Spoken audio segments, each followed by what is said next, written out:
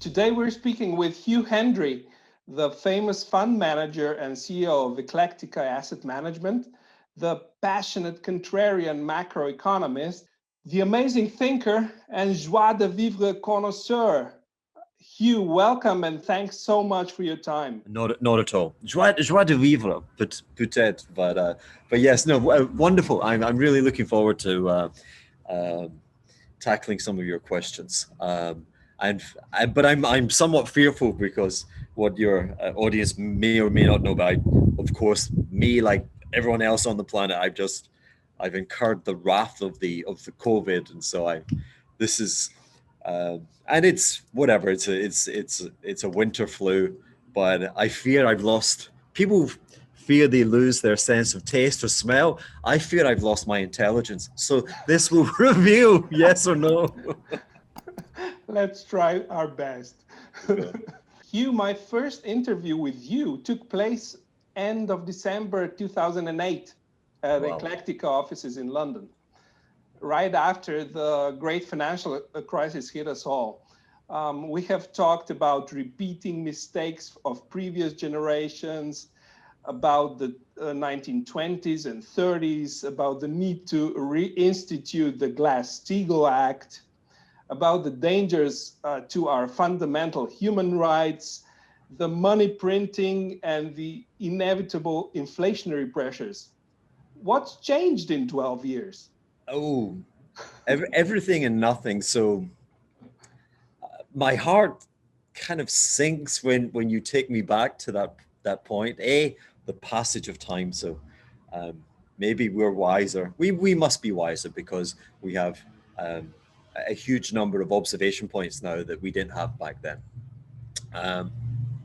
My heart sinks more because I was coming off the relief and the triumph of being one of the few eccentric minds that could predict and profit from the tobacco and the financial crash that we saw in the year of 2008. But I feel like I almost peaked, and certainly there are many people who would make claim to that the subsequent 12 years were rather barren. I definitely lost myself in a cloud of pious anger or seeking retribution. I believe. I thought it was going to be an opportunity to rid the financial system and the wider economy, to purge it of its rottenness. I thought that when we had these great crashes, that was the role. It was almost like a biblical plague, but for those pious people that would survive, they would go on and prosper with the wisdom that they'd been rewarded for not being the jerks, so to speak. And of course, that didn't happen. And I really wasted, heavens, 2008, I wasted 9, 10, I want to say I wasted at least a good 3 years with this kind of being this pious commentator and almost being like a man of the church, of the clergy, and giving kind of proclamations. And that was a mistake. My role back then, my role today is very different. But back then I was responsible for, a hedge fund, which, we made a price in that hedge fund once a month and clients were free to put money in or take money out. But it was definitely my obligation to maximize returns in a manner that would provide that wouldn't be correlated to any other assets. People forget that my objective wasn't to maximize gains. It was to maximize the lack of correlation to everything else and try and make a positive return. And I'd like to say I succeeded in that, but I think over 15 years I compounded at something around 7-8%, and people are very unimpressed by that, which is fine. But 7 or 8% positive carry when you don't correlate with anything, I'm going to accept that. So anyway, that was the past. And actually, to close that historic footnote, I want to say that I'm glad that the authorities didn't listen to pious, curmudgeonly me. I'm very glad because whilst there are many critiques that one could make of the subsequent path that we've taken, today we can say that we did not take a path similar to the Great Depression of the 1930s, and that was the probability of that was high when we last spoke. And so I think that's an achievement of sorts, that we have spared the many, that we spared them 25% adult unemployment. So so that has to be, I think, noted. For now. For now, well, okay, well, it is a clear and present danger at all times, of course. So I'm not suggesting that, like George Bush, that we should land on the air carrier and say, "Hey, job done," So yeah, no, there's unresolved business, which I'm sure you will quiz me about. Where is the inflation? Well, we are going through one of those, thankfully, remarkably rare periods when inflation is not apparent. Like so of course I have to be careful. Inflation is always somewhere in the system. There's always one of the great joys of being a speculator is there's always a bull market or bear market somewhere. You just got to know where to look to find the damn thing. And of course, for sure, there's asset price inflation, and that can be, for sure, that can be corrosive, and it has lots of more than latent dangers. It can split society between the haves and the have-nots. So I don't wish to undermine that. So the inflation that we do have is, I want to call it a social inflation, and an inflation that separates citizens. The inflation that we don't have is an inflation in the price of labor. We don't have an inflation in the price of goods and services. And so we find ourselves in one of these events which first took root in the human consciousness, in literature and in scientific textbooks, if you will, going back around 1825, 1830, when up until that point, when bad things happened, and bad things would be crop failures, and of course the lunatic fringe of monarchies, especially in Europe, deciding to invade and take over another monarchy. And these were occasions which would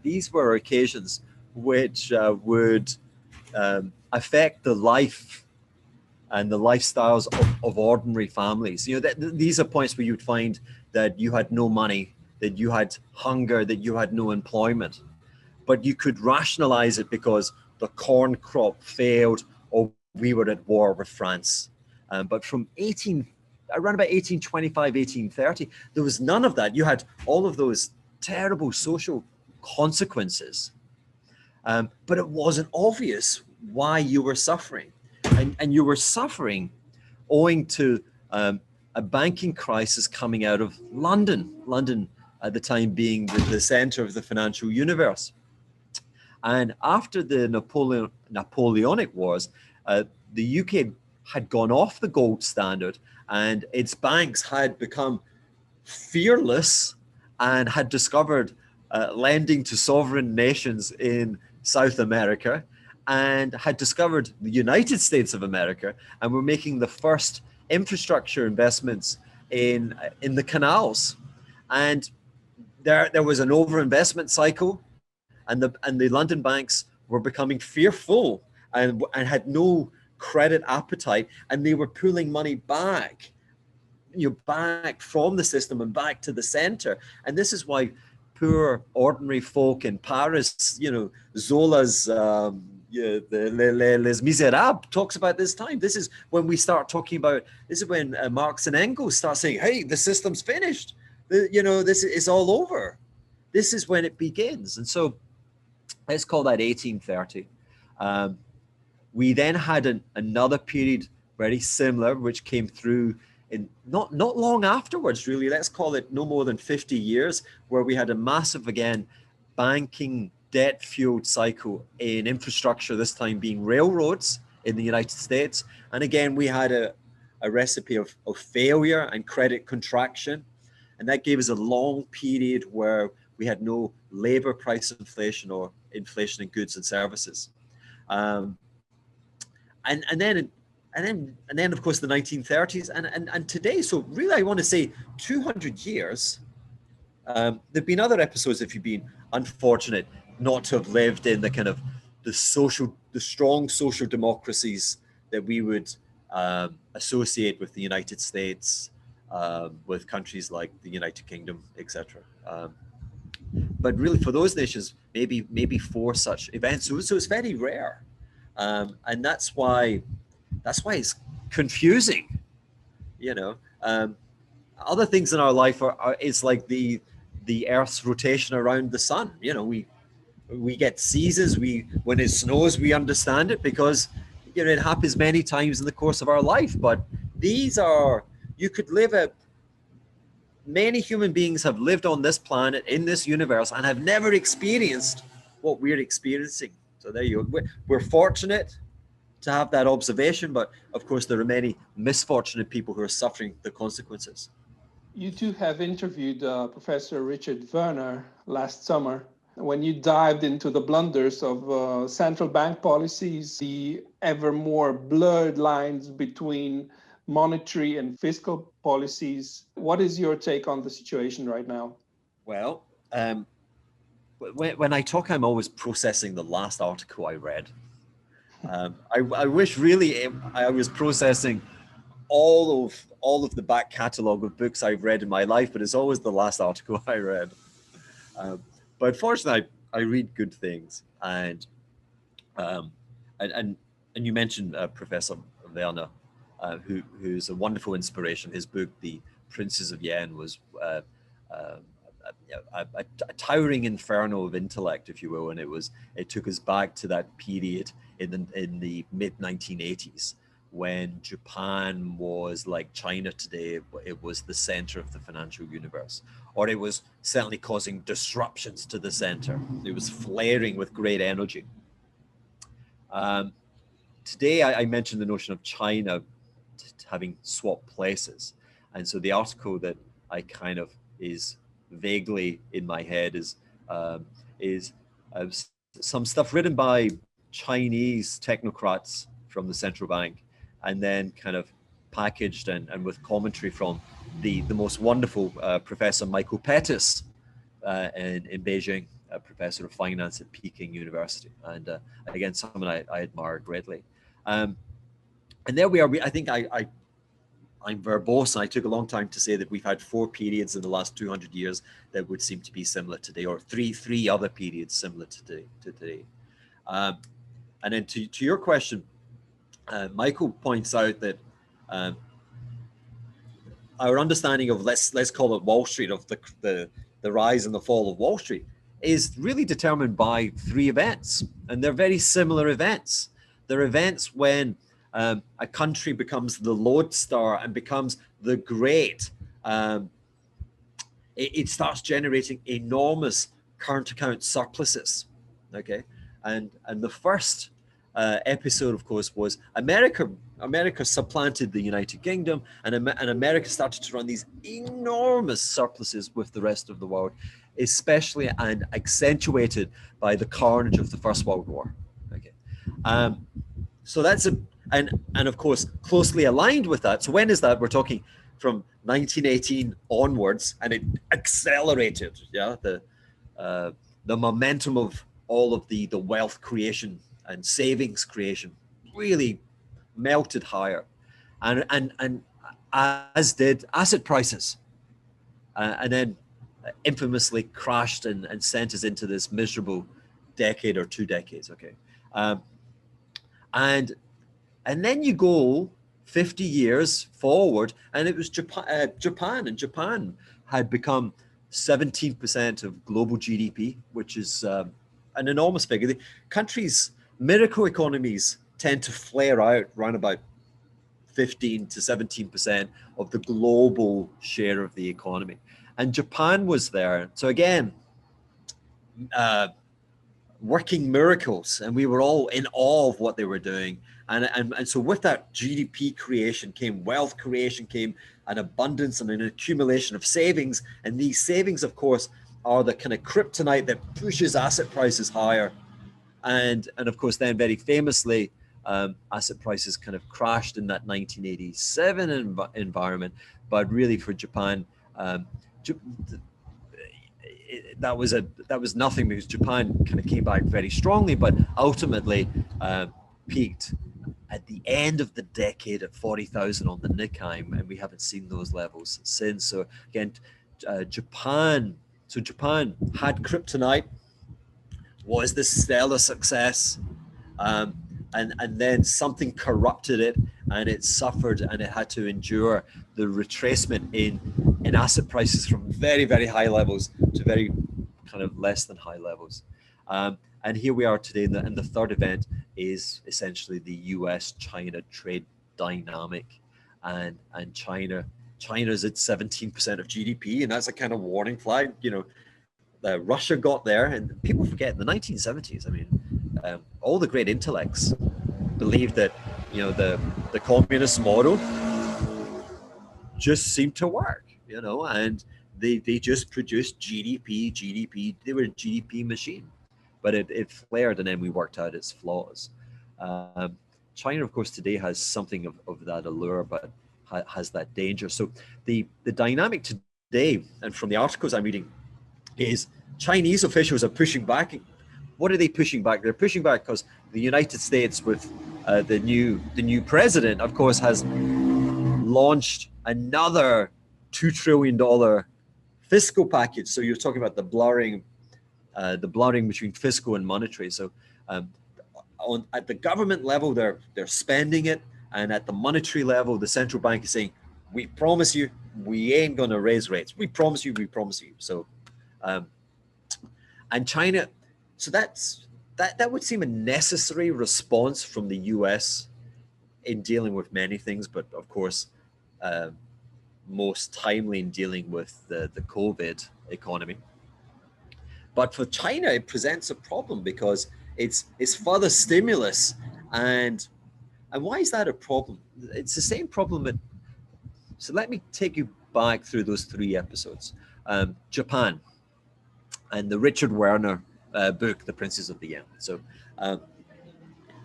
when you get these upstart economies, and they're like a geyser of all of this money, power, and attention, they don't like the limelight. You can get on with business not in the shadows, but you don't want to be a rock star when you're making money. You kind of want to do it in a diligent manner, professional, discreet manner. And so the Japanese were under pressure to make their success, to share the success. And so they came up with the idea that they would pursue monetary policy, domestic monetary policy, and create even more of a domestic boom, in the hope that boom would consume products made in America, like cars and electronics and high tech, and therefore they could share. And the other thing they were hoping to do is they were hoping to stop the appreciation in the currency, because ultimately that could take away some of their comparative advantage.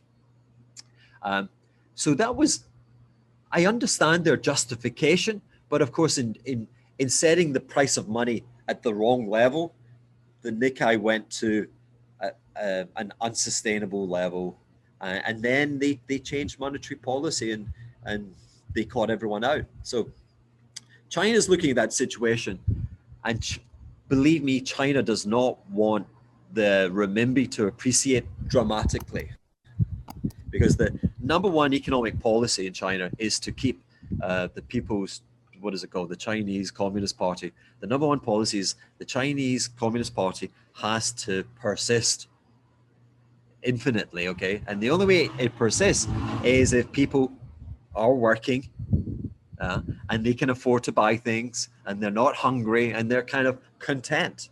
So they feel that making sure that the currency doesn't overvalue is very, very important. So what mistake do they make? Now I'm going to end on that. The mistake that they make is they accumulate US treasuries. Essentially, they sell their currency and they buy dollars and they park the money in treasuries. And what that does is it creates this notion of a savings glut, and they park it in the United States. And so they're putting high-powered money back into the US, which then, of course, creates another wave of trade surpluses, of trade demand for their goods. So they're kind of hanging on to a tiger's tail. And these 3 episodes of grabbing onto the tiger's tail have sadly resulted in big, big reversals. So that's, again, I say too much. That's where we are. Some economists are putting a finger on Bretton Woods as the genesis of the current economic dead-end street. Would you agree with that? And what is your take on the US dollar fate as the global base currency? How is it likely to play out? I haven't been to the future. I have no idea. Instead, I'm going to offer you my intellectual prejudice, like everyone else, but I'm going to be transparent. I don't know. This is my prejudicial view. What's so wrong with Bretton Woods? What is so wrong with Bretton Woods? Bretton Woods replaced a catastrophically bad system called the gold standard. Gold standard, the dumbest system ever invented. I told you I'm biased.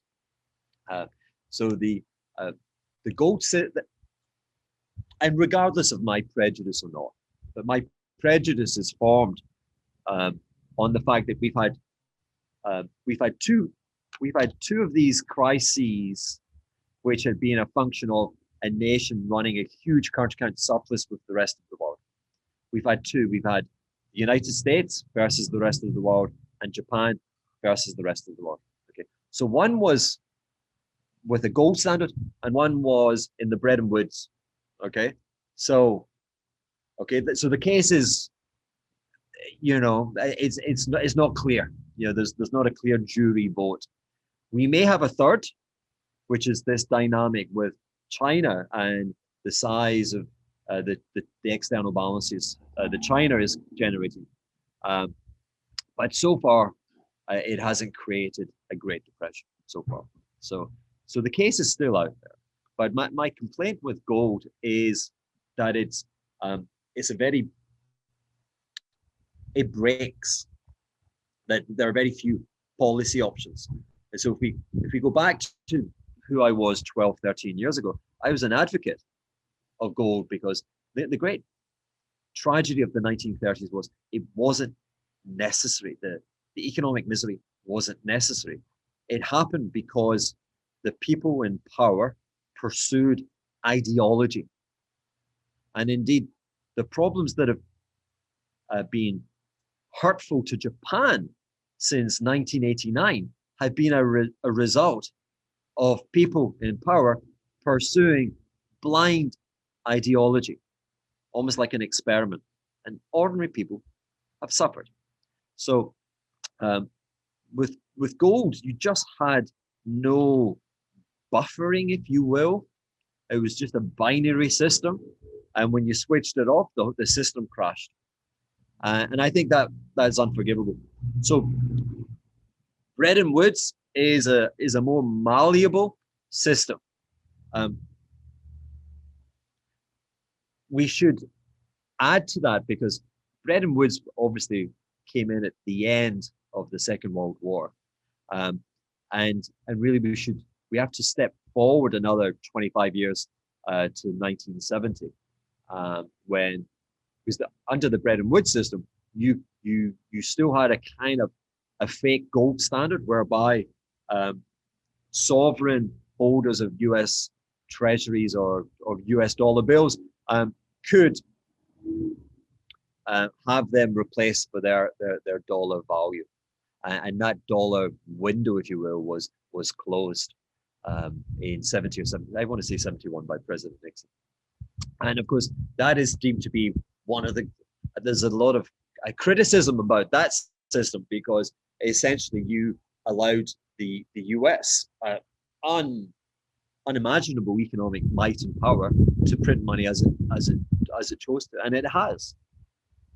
And here we are 50 odd years later, examining the wreckage or otherwise.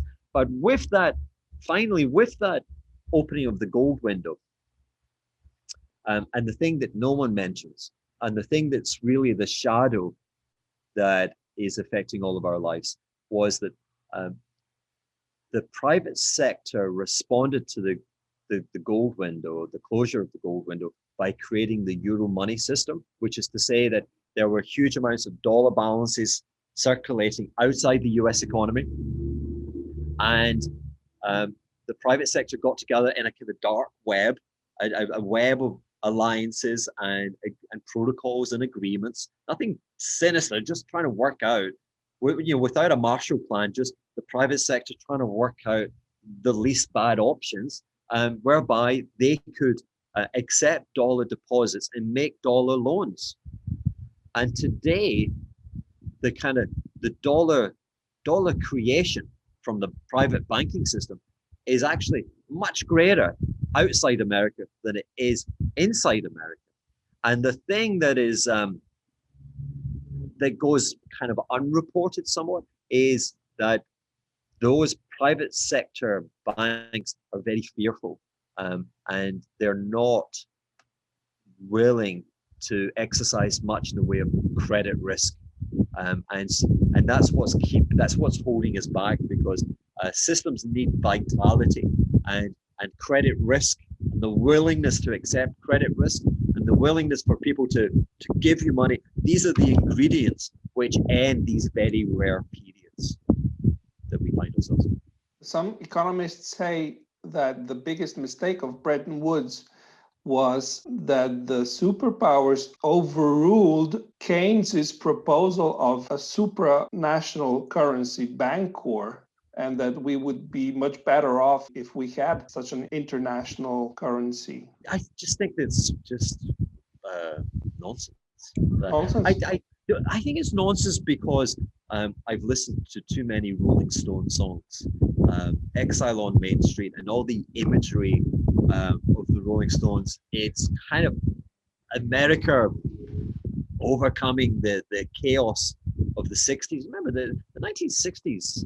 I think, I wrote a paper last year, the dawn of chaos, and I would kind of bookend the world with the re-emergence of order, and which kind of emerged towards the end of the 1970s. But it was very much in response to the chaos which was flaring in society. So remember, the US economy was ripping itself apart. They had apartheid. You had a young generation that was whose lives were prescribed by rules. You must do this. You cannot do that. And they were rebelling, and psychedelic drugs. The whole notion of LSD. LSD, is this important. I'm not a drug advocate, but it has these important medical ramifications for treating depression, etc. But the feds, they all just, the society was kind of falling in on itself and taking sides, and we had a president assassinated. We had his brother, the not vice president, but the attorney general, assassinated. We had this crazy war. We had campuses on fire, etc., etc. So, but when I listen to the Rolling Stones, it's that early 1970s. It's California, and it's an economy, it's a society regaining its confidence, and all the iconography of Coca-Cola and Rolling Stones. So Keynes was theoretically kind of right in that, God, can you imagine we gave all this power to just one nation? Where I'm like, kind of like, who cares? Because we actually got lucky. We gave all of that power to a lucky country, to a liberal social democracy. Yes, it's the social democracy that gave us Trump, But it's also the social democracy that had the curiosity to think something's not right. Let's try this guy. No, this guy's a bozo. Let's try again. Let's try again. Let's try again. It's a thinking, creative society, and thank God we gave them. Can you imagine we gave it to the Chinese, or we gave it to faceless bureaucrats, and we called it can you imagine it was the euro? Can you imagine it was the euro? What power do you have?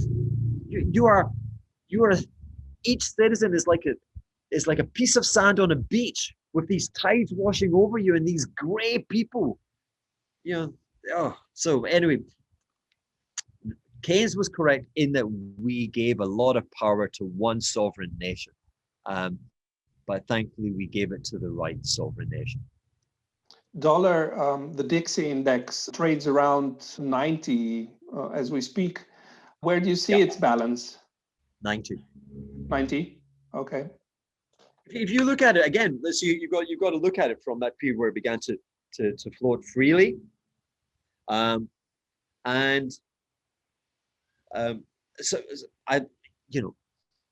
when people ask you a difficult question, you phone a friend. And for me, phoning a friend is, hey, let's look at the data. Let's put all of the price points together. Let's join them up into a line, and let's see if we can detect a pattern. And what it determines is that at these levels, the dollar, these are very weak levels for the dollar. Could the dollar go to 80? Anything's possible. At 80, it would feel like holding an apple under the water. If you release it, it's going to come back to the surface. Today I'm going to put something out on my Instagram. Okay, and there's this to give advertisements for people, but there's a great website. I'm not sponsored by them or anything, but barchart.com, and I like Japanese candlesticks, and they do great charts. And I'm just putting out a chart today on the value of sterling. Now, sterling versus the dollar, and I think sterling could go up, but that's not really a testimony against the dollar. It's more that sterling has, in a world where everything is high, we talk about everything being overvalued. Sterling is owing to obviously the drama of Brexit. Sterling essentially is as low as it was in the 1970s vis-a-vis the rest of the world. And the UK was bankrupt in the 1970s. It was culturally, morally, financially, but it was financially bankrupt, to new economic students. It's extraordinary when you imagine the UK had to go to the IMF seeking bailouts. Remember I said to you, we came from a period of chaos. The stock market that you see like this is the imposition of order. There's a danger that these things are cyclical, and I suspect over our lifetime, we will revert into a chaotic world. And maybe Brexit and Trump are portents for that. Remains to be seen. Anyway, sterling, you had 5 years to destroy sterling. It's kind of gone sideways. It's now breaking downtrend charts, lines. You know what?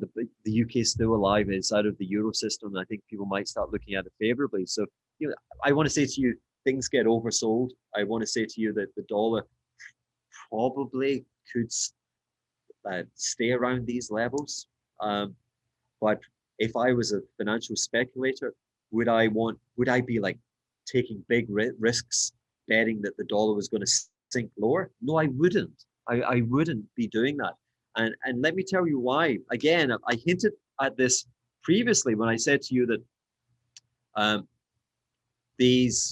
when I mentioned to you Japan and then its modern day equivalent China, and their fear that they don't want their currency to appreciate too greatly. And so they respond by taking their savings and parking it in US dollars. So that is a mechanism which actually provides a floor to the dollar index. The fact that mercantilist nations whose priority is to run trade surpluses and who generate an abundance of domestic savings, those nations park essentially become buyers of last resort to the US dollar. So I believe that's why when you look at 30 years of US dollar trading history, you find that these levels tend to be where they end up. You'll find out that the China Treasury has been buying.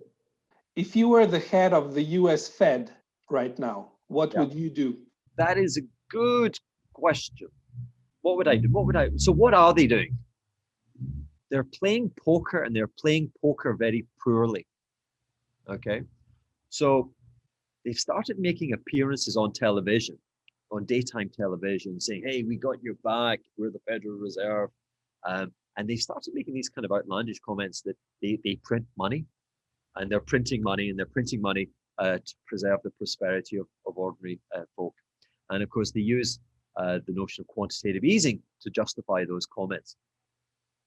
And I lying is too strong a word, but like I say, it's a head fake in poker. They don't have that hand. They're bluffing. Quantitative easing, it would seem, is something which creates a lot of headlines, but doesn't kind of really do much in practice, because all you're doing is creating surplus banking reserves. It's actually private sector banks that create money. So the Federal Reserve doesn't print money. I mean, it could print money, but legally it's forbidden by the 1934 Federal Reserve. They don't, but they can influence the behavior of private sector banks, and they have to influence not only domestic but international banks. So let me tell you what I would. There's a lot of I've said a lot of controversial things, and like I would have negative interest rates. So I would say, if you're wealthy enough, so it'd be means tested, if you will.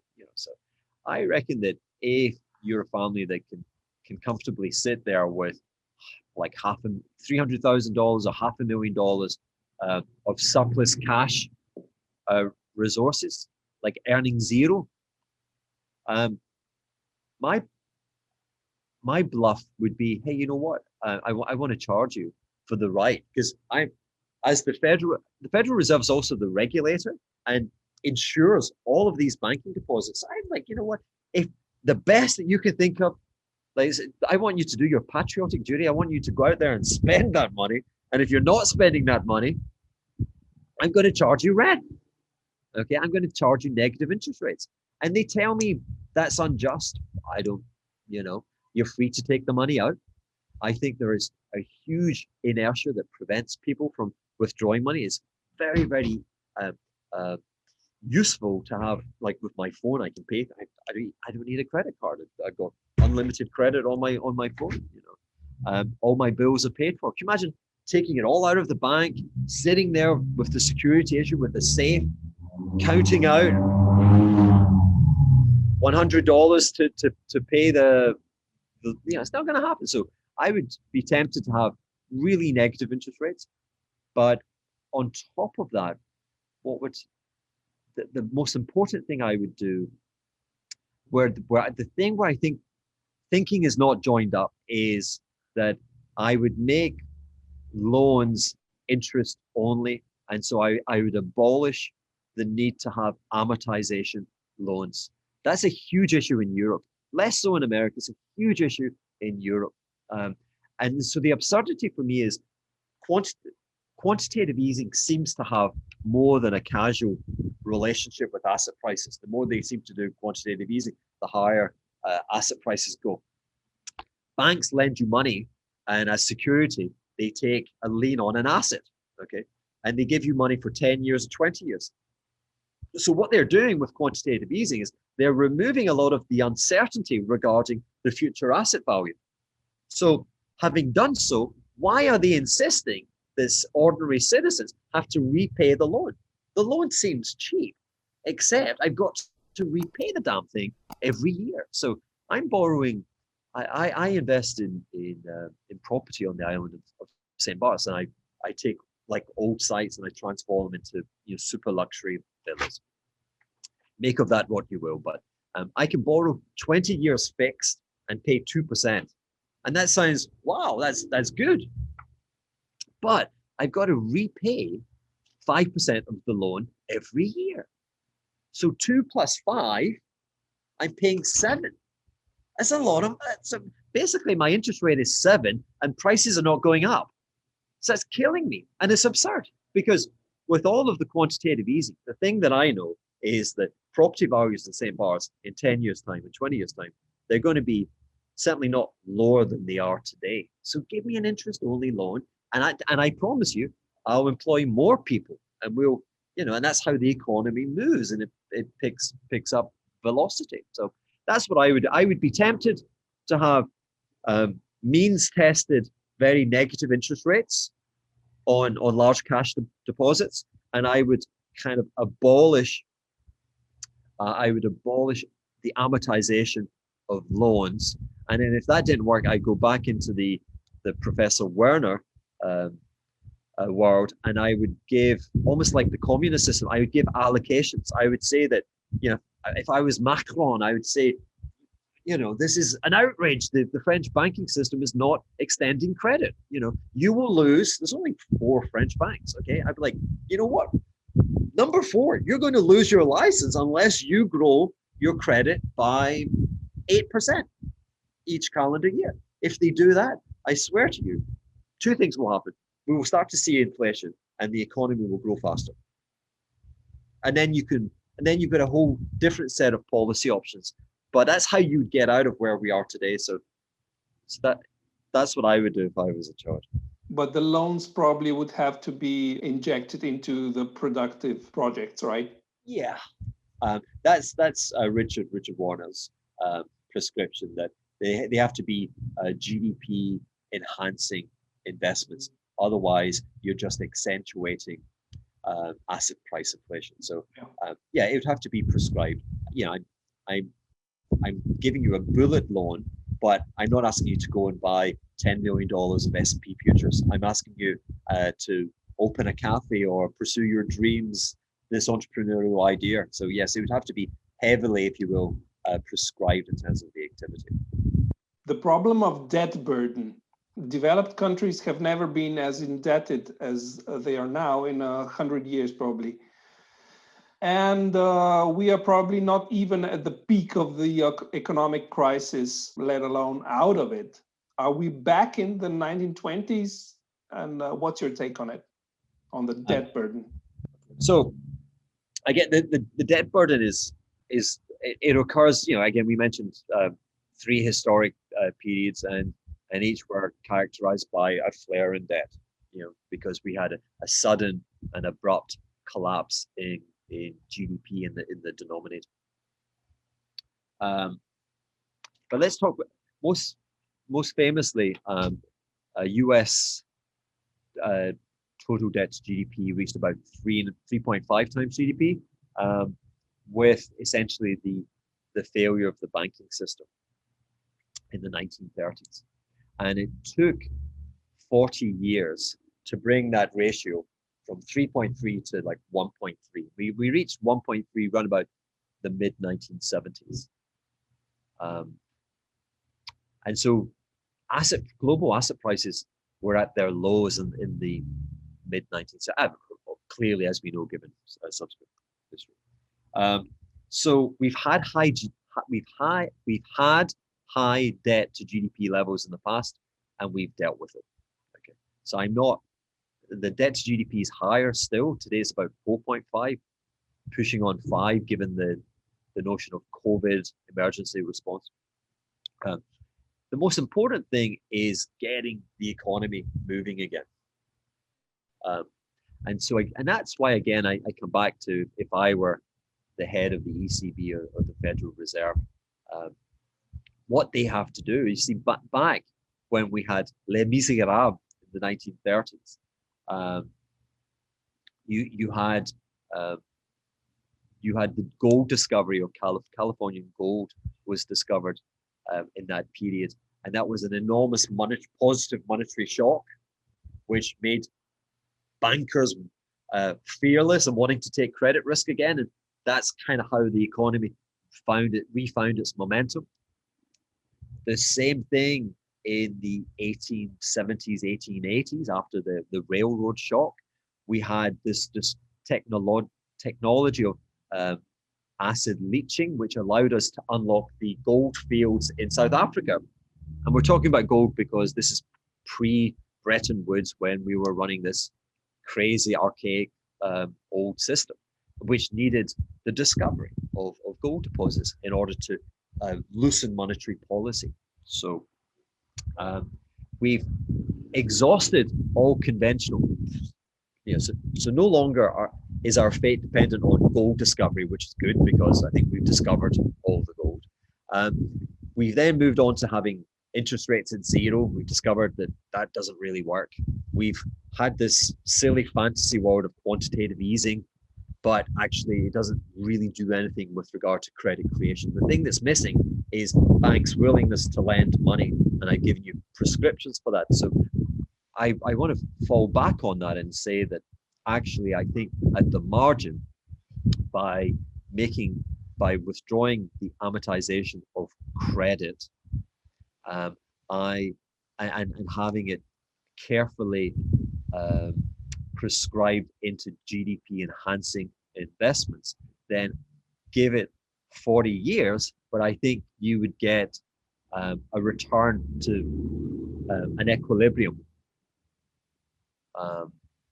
And so it's happened before, and my best guess is it will happen again, and it won't be that dramatic. It doesn't necessarily have to be dramatic. It doesn't have to have us quoting from Marx and Engels again. I don't think we have reached a permanent plateau in terms of the ingenuity of prosperous ideas. I think there's still a lot that awaits us. Some economists claim the public debt burden is negligible compared to the problem of the level of, and dynamics of the private debt burden. Would you agree with that? Well, I mean, that's simply a distinction of credit, that very rarely do sovereigns fail to match their. Very rarely, but it does happen. I mean, Argentina being a serial failure. But the ability to tax, etc. Again, I kind of want to say, who cares? The elephant in the room is interest rates are set at zero. If interest rates are set at zero, it doesn't really matter if your debt to GDP is 120 or 270 as it is in Japan. Okay, so then the discussion turns around to, but what if interest rates were not zero? What if they were positive? Well, that would be a good situation, because that would suggest that the economy was really kind of accelerating in a manner where policymakers actually felt they had to raise interest rates. So let's worry about that when it happens, because it would be a good thing. And there would be other issues, but it would be suggesting that we had moved on from this impasse that we find ourselves today. So private sector or public sector, large elements of debt outstanding, less of a concern when the interest rate is very low. Philosophically, there's another debate, which is that we're denying the kind of Schumpeterian, Joseph Schumpeter, and the creative destruction, that we don't get to make bad businesses go away, that they linger, and therefore bad management practices and corruption and whatever can remain. And I have to say that is a problem, but I don't think we're going to devise, and I don't think our role should be to devise a perfect system, a perfect policy response, but we do have to devise something which, after 12, 13 years since 2008, actually results in the quicker provision of credit to those who need it and to those who can expand the productive capacity of the economy. And again, one of the great mysteries is, why infrastructure in the United States is so bad. So money has never been cheaper, and likewise in the UK. I mean, having to travel into London Having to travel into New York is catastrophic. You have to take a taxi. It's just preposterous. London is slightly better. But this is a time when you could rewrite, the history of urban planning and set it right. And that would be GDP enhancing. I mean, the Chinese showed that in the early years, and I fear that I don't think I think their intention is still to have a lot of investment, but I don't believe the majority of that investment is actually expanding the capacity of GDP anymore in China. But for sure, public infrastructure projects in countries like the United Kingdom, the United States, it seems to be an ideology which is preventing a very sensible thing from happening. So I presume you don't think much of the global debt jubilee idea. I think it's happening step by step. Anyway, companies are being forgiven. Greece was given a jubilee by European sovereigns.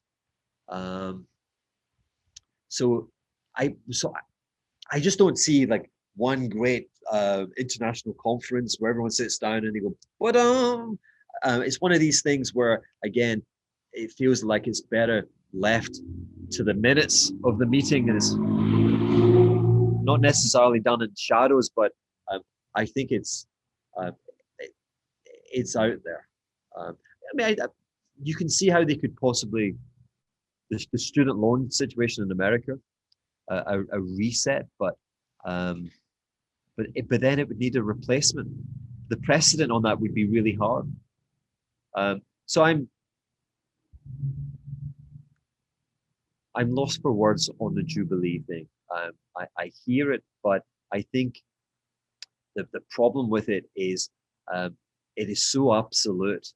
To my mind, the pushback you get on the idea of having deeply negative interest rates being charged by the banking sector, I think the problems that come with that are more manageable than having a global jubilee where you basically establish once and for all a precedent that you never have to repay debt. My whole thing is I want you to take on debt. I want you to take on debt with enthusiasm and with intelligence and with the ambition, to make money because you're doing something better than anyone else in the world, and that's all to the collective good. I don't want you to take debt on like it's a game of poker and you're just going to win. So I'd move on because I'm not covering myself in glory with that big question. The USA and the rise of the big tech. What do you think about the US antitrust enforcement? Are we talking state capture, big tech, and people's freedoms? Wow. It's kind of well beyond my pay grade. Knowing that you're a libertarian. I mean, without a doubt, the internet was established for very libertarian purposes, and it has been hijacked by about 4 or 5 American companies, and they are imposing an economic rent. But more than that, in my darker moments, it does feel like a scene from the Keanu Reeves movie The Matrix. I mean, these supercomputers are just, we may as well walk around with a plastic pipe attached to our brains, and they're extractive industries. They are extracting everything from your subconsciousness, and it's being fed into. So all I can say, you're right. I am more libertarian, I believe. I have to say to you that I am willing to sacrifice my search engine. I don't need the fastest, quickest, whizzy search engine.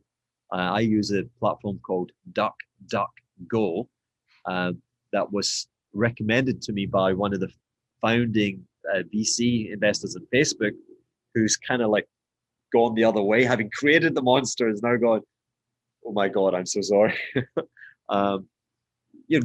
One of my great problems just now is WhatsApp, and they've, all users have just had to sign a new licensing agreement, which permits Facebook to do whatever they want with that data. And so I'm fighting against the network. So I was willing to give up on having a search engine that was super fast. There are alternative messaging, secure messaging platforms, but they don't have all my buddies are not on it. I wish they were. Maybe one person has to step over. So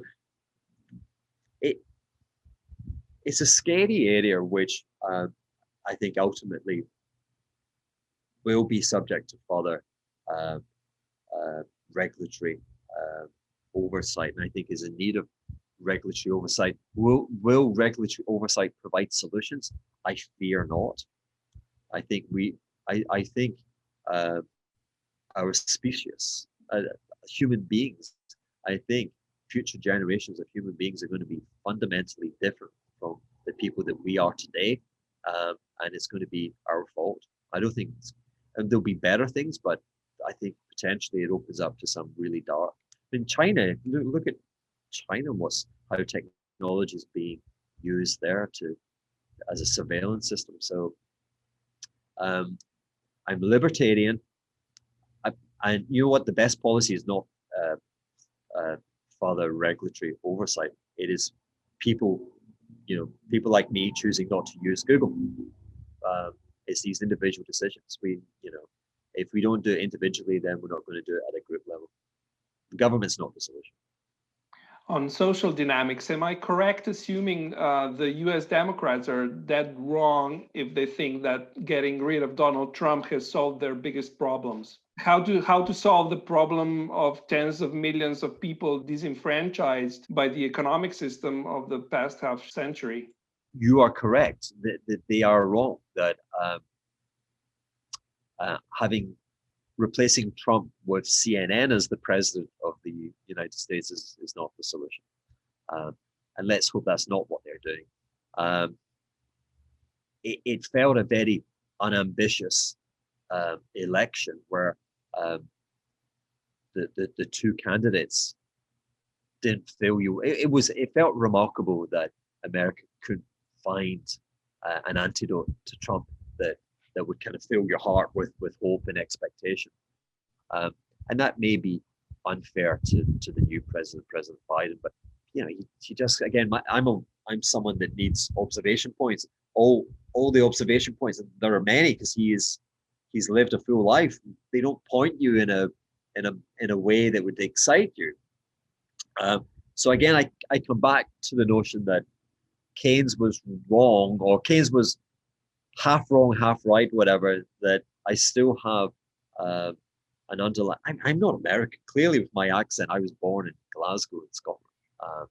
But I sound like this stars and spangled American. But I think they still have it within themselves. They have curiosity, and they have a system, my goodness, that has been shaken to the core with the Trump presidency. And I think we can say has endured, and now it's gone back to Biden, and it's saying, well, can you do better? And if he can't, they'll go the other way again, and then they'll come back. So it's a kind of, and these gyrations are going to slow ultimately by finding a party and finding individuals who can do the impossible and find solutions to these what seem to be intractable problems. What would you recommend to an ordinary person on how to behave in the present economic environment in order to at least preserve the personal assets? I had dinner last night with a former hedge fund manager who happened to be on the island and has been very successful with Bitcoin as an investor in all of its many forms. And so I was saying to him, help me out on that one.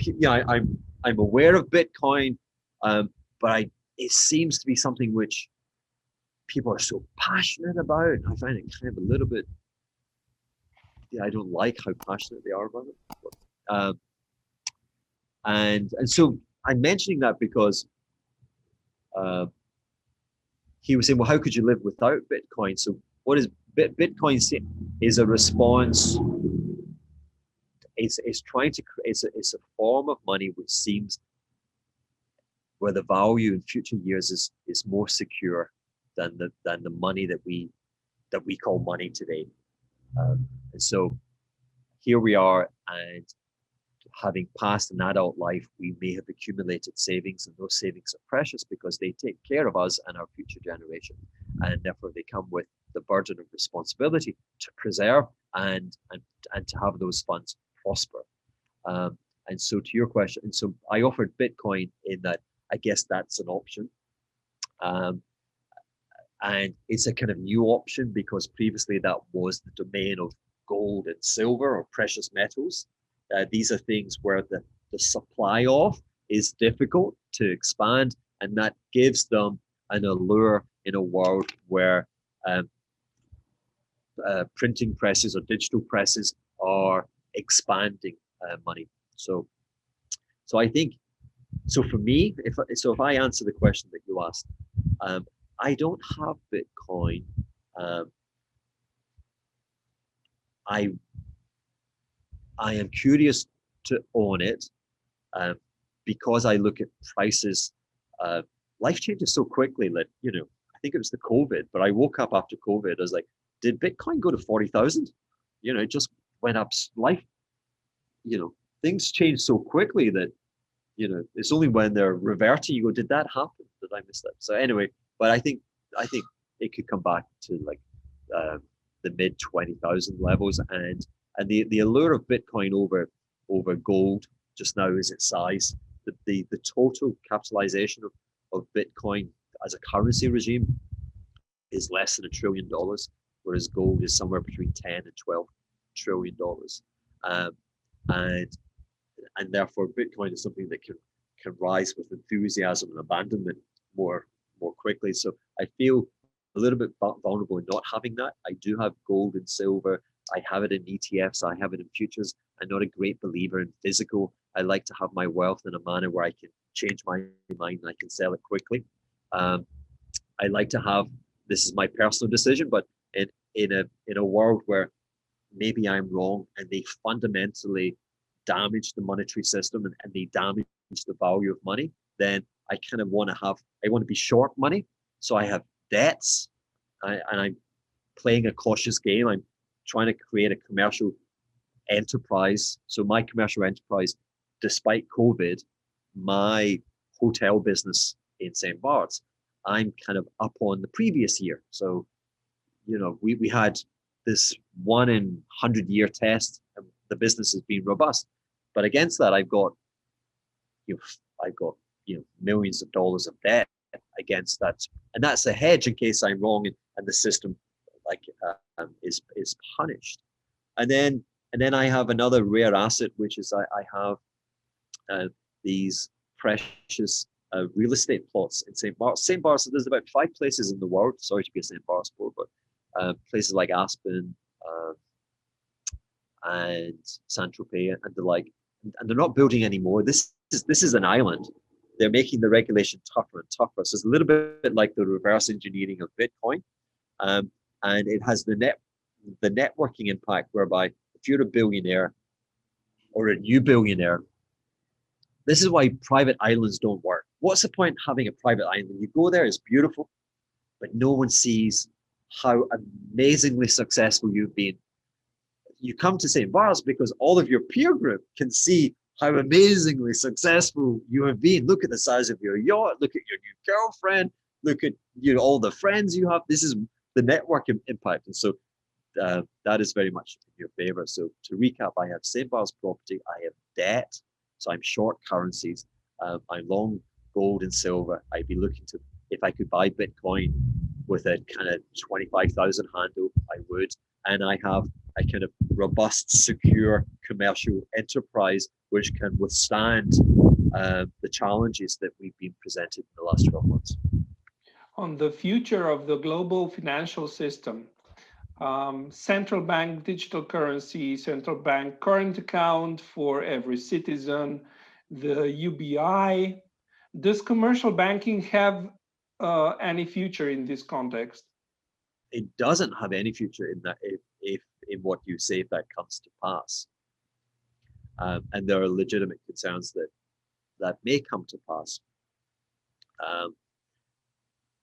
And maybe I still don't have enough energy after having had the virus, but it sounds like one of those things that there are always transformative leaps in technology and the like, and people kind of go to an extreme conclusion.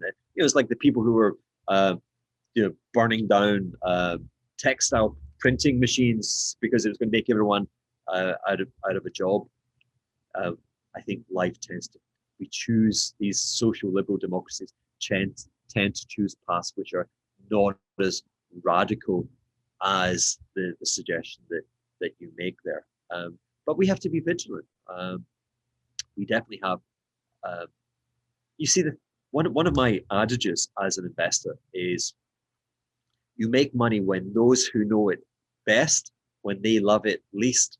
So, I was attracted to the gold mining industry in the year 2000, and we started doing research, and then we captured the wave when it started moving in 2003. I ran the world's largest agricultural equity fund in 2007. Again, at a point where farmers, they hated farming. They wanted to sell it all. It was a terrible business, and so we were the other side. And banking's a little bit like that today. If I could, the one thing I'd love to secure today would be I would like to be a banker today, because no one else wants to be a banker, and I'm sure that a curious mind like my own could make a good go at it. And I think governments should be encouraging kind of entrepreneurs and creating new bank licenses. So this is very much to Professor Warner's point, that the great red flashing signal is that's not happening. We held the banking sector responsible for the crash in America in 2008, and which was to kind of absolve us, it was to absolve the citizens who were, normally we hate banks because they say no. Then we had 6 years in America where banks said, yeah, sure, no problem, have more. And you're like, but I cheated on my wife. I'm not listening. Yeah, I went to prison. We're all about forgiveness. How much do you want? And then it all went wrong. Oh, those damn banks. They gave us too much money. We just don't like banks. But now the banks don't like themselves either. So I'd really like to be a bank. So I was a gold miner, I was a farmer, and today, if I could be, I'd be a banker. CeFi, DeFi, crypto development, does this path represent the beginning of the future of the global financial system, or does it mean something else to you? I'm afraid for me, it's still just a fog. The whole crypto thing. And I've got to be representative. You think, I'm a curious mind, I'm a risk taker, and despite that, I have absolutely no desire to take an element of my wealth and put it into cryptocurrency and put it into an electronic vault. And again, there's this unresolved issue about the energy consumption, which is this precious, why are we doing this? There's going to be a better way. But here's a risk-taking, entrepreneurial, curious person, for good or for bad, and I don't have the appetite. So I'd imagine if I can't get there, for a lot of folk, it's going to be a challenge. Like I say, for me, and my dining companion last night was horrified at my answer. I don't need it.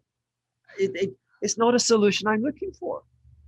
Maybe that will change. Maybe that's simply ignorance on my part. So for me, I find when I look into the future with regard to that silo, I don't see much. I'm still waking up.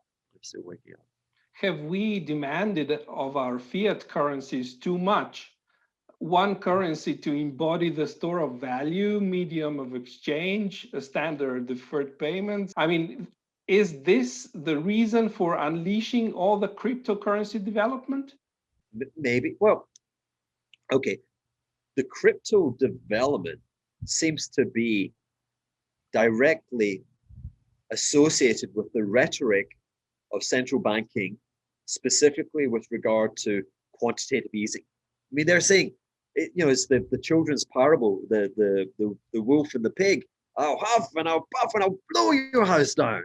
It's poker and it's bluff.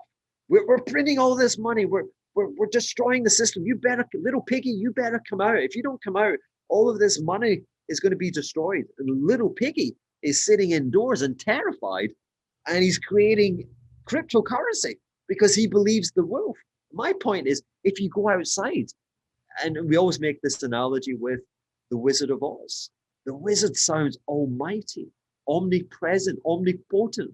But when you look behind the curtain, you find you're like, really? That's you? I've been creating all this crypto because of you. It's ridiculous. So this is it's an interesting conversation because it reveals the softer, intangible, confidence kind of nature of money. Yeah, that's the only thing that money has is confidence. Without it has no tangible value. It has confidence, and so I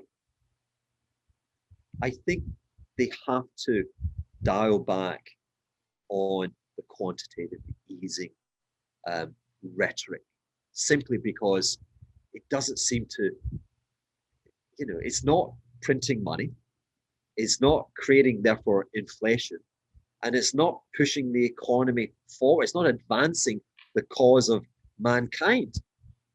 So, and we don't want to be in a situation like Japan is, where I think they're on the 27th, maybe the 28th iteration with like, okay, this time it's going to work. It's like, I give you you got 3 chances, not 28, not 29, not 30. It's over, guys. I'm pulling you out, okay? Give me something different. So, like I say, crypto will be with us now forever. We have a community in our democracies that is a solution that they seek, and I'm happy for them, and I think they will prosper. I think, why doesn't the crypto world? Gold is ridiculous. It's just been ridiculous forever. So why can't crypto be ridiculous but have the same capitalization as gold? So that would say that.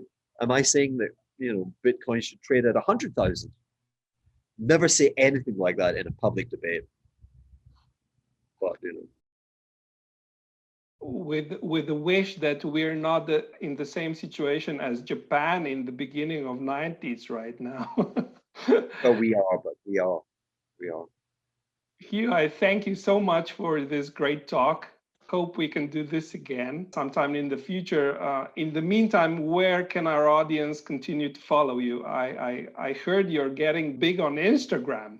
We have about 7,000 followers on Instagram, Hugh Hendry Official. People, of course, still and understandably have reservations about using Instagram as a platform.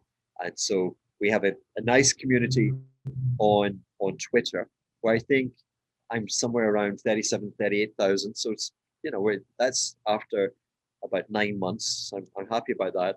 And then I have this creative side of me, and I've been making these short films, 6-minute films. And because I spent a life being held responsible for seeing the future. And so if you like, we talk about tribal villages and they have a shaman, and my role in our modern economy was to be shaman-like. Others would say I have no shame, but whatever, it becomes. Anyway, if you're curious and you want to see the car crash of my, the photography is beautiful. Everything else is my fault. You can find that on YouTube, and again, that would be using this moniker of Hugh Hendry Official. And then finally, I have a website, which is my name, and I am planning to launch an investment game. So I'm going to have periodic investment policy committees with my old partners, and we're going to discuss the ideas. Where should we be invested today?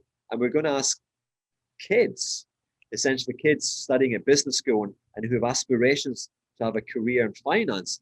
We're going to ask them if they would like to submit ideas, and one or two of those ideas would be subject to the full rigor of, having to be subject to my approval or otherwise. So that'll feature on a live stream using YouTube. So I'm out there. Hugh, thanks so much for your precious time, and I wish you a quick recovery from COVID and that you get to surf as much as possible again. Well, thank you, and apologies if the noise with the background traffic noise, but mostly thank you for excellent questions. I tried. Thank you for your trust.